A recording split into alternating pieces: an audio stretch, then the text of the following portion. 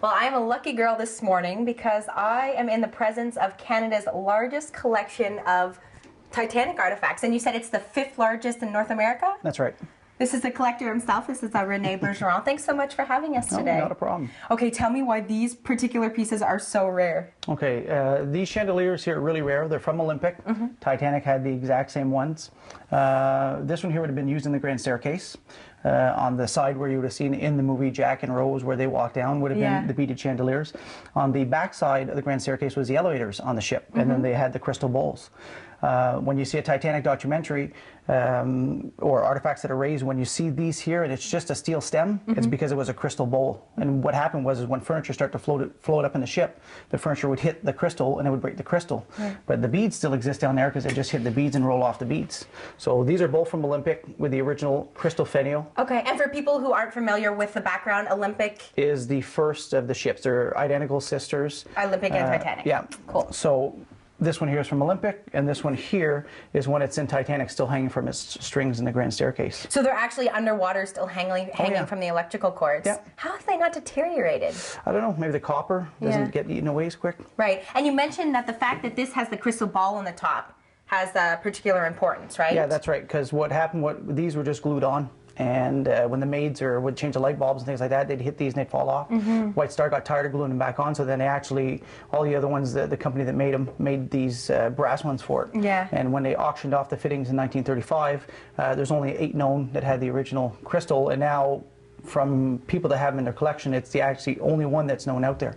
Really? That still has it. So and you didn't know that and when I didn't you first know got it, right? I did not know it until a friend told me, says, "Is that the original piece?" I said, I looked at it, I'm like, yeah, I'm pretty sure it's original.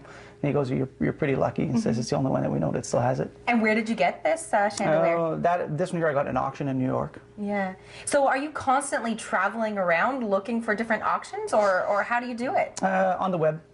Check out the auctions, and the big auction companies send me catalogs. And What's the most expensive piece that you have paid for? that I've paid for Yeah. would probably be these chandeliers. Yeah. Yeah.